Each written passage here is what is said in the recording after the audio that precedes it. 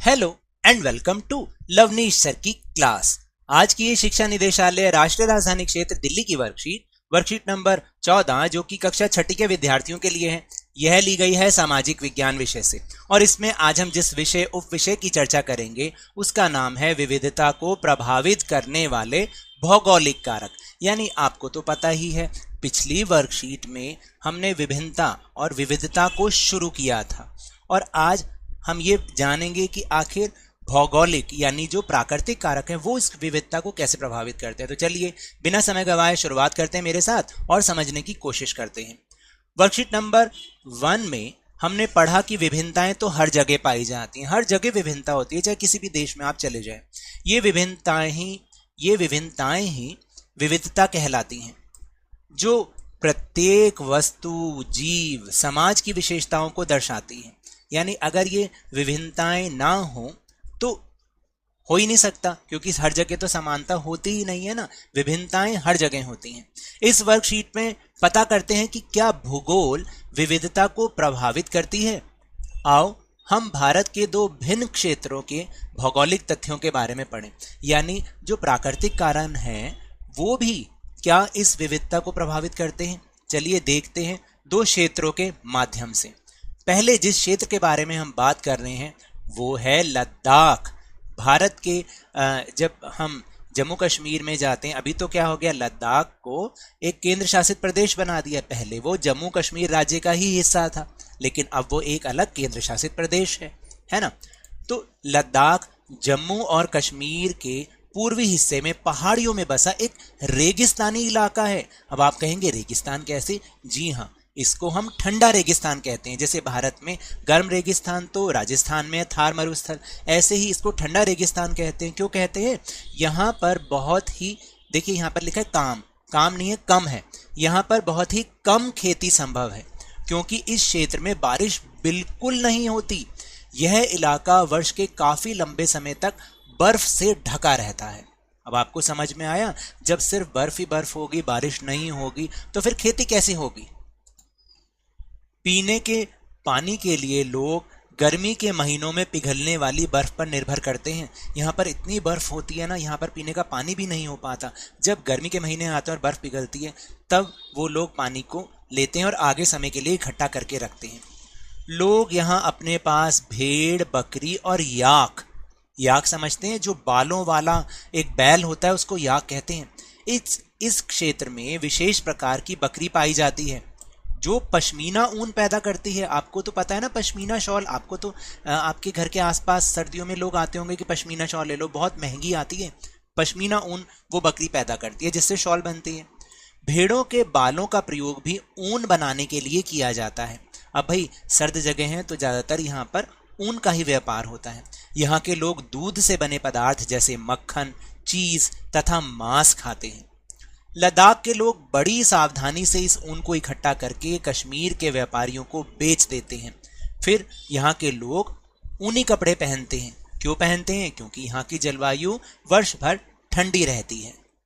जैसे कि आप देख रहे हैं ये एक पहाड़ी इलाका है। यहाँ पर जो भेड़ बकरियां भी होती हैं ना वो बहुत बालों वाली होती हैं। और क्योंकि यहाँ पर सर्दी का मौसम रहता है तो वहीं के हिसाब से ही यहाँ पे जानवर भी होते हैं। और देखिए यहाँ पर किस तरह से ये औरतें ऊन को, उनके रेशों को इकट्ठा कर रही हैं, धागों को इकट्ठा कर रही हैं और ऊन फिर ये इकट्ठा करके बेच देते हैं। अब चलिए कारणों का पता लगाने की कोशिश करते हैं कि लद्दाख के लोग ऊनी कपड़े क्यों पहनते हैं और लद्दाख के लोगों का मुख्य भोजन दूध से बने पदार्थ और मांस ही क्यों है।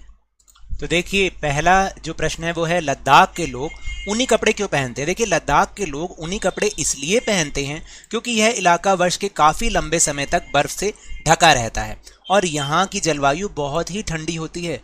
लोग ठंड से बचने के लिए ऊनी कपड़े पहनते हैं। फिर दूसरा प्रश्न कि लद्दाख के लोगों का मुख्य भोजन दूध से बने पदार्थ तथा मांस ही क्यों है। लद्दाख में खेती बहुत ही कम संभव है क्योंकि इस क्षेत्र में बारिश बिल्कुल नहीं होती। इस कारण से यहाँ पर अधिक फसलें नहीं उगाई जा सकती।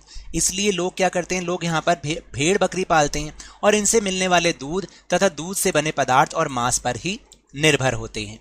तो चलिए अब हम अगला टॉपिक देखते हैं। तो अभी हमने बात की देश के उत्तरी हिस्से की, अब हम बात करेंगे देश के दक्षिणी हिस्से की। दक्षिण में एक क्षेत्र है, एक राज्य है हमारा जिसका नाम है केरल। देख रहे हैं केरल किस तरह से समुद्र के पास का इलाका है और यहाँ के लोगों की वेशभूषा कैसी है। ठीक है, अब हम इसके बारे में जानकारी प्राप्त करेंगे। केरल भारत के दक्षिणी पश्चिमी कोने में बसा हुआ एक राज्य है। यह एक तरफ समुद्र से घिरा हुआ है तथा दूसरी तरफ पहाड़ियों से। यहाँ मौसमी भारी वर्षा होती है। जब मौसम होता है तो उसमें भारी वर्षा होती है। इन पहाड़ियों पर विविध प्रकार के मसाले जैसे काली मिर्च, लौंग, इलायची आदि उगाए जाते हैं। इन मसालों के कारण, यहाँ गलत लिखा हुआ है, इसको सही करना है। इन मसालों के कारण यह क्षेत्र व्यापारियों के लिए बहुत ही आकर्षक बना हुआ है। केरल की उपजाऊ जमीन और जलवायु चावल की खेती के लिए बहुत ज्यादा उपयुक्त होती है, क्योंकि जलवायु यहाँ पर गर्म है और नम है। क्योंकि बारिश का मौसम रहता है ना, तो नम वाली जलवायु होती है और वहाँ के अधिकतर लोग मछली, सब्जी और चावल खाते हैं। केरल का पारंपरिक पहनावा धोती है, जो आपने यहाँ तस्वीर में देखा।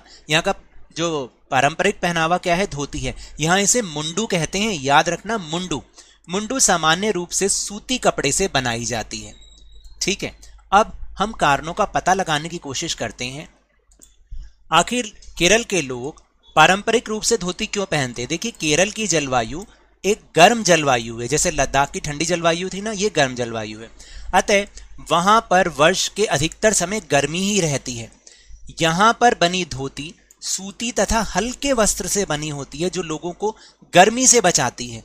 क्योंकि जब बहुत ज्यादा गर्मी होती है तो आपको कोई भी कपड़ा पहनने का मन नहीं करेगा, इसलिए बहुत ही हल्के वस्त्र की और सूती वस्त्र की बनी होती है। इसलिए यहाँ की जो पारंपरिक वेशभूषा है वो धोती है।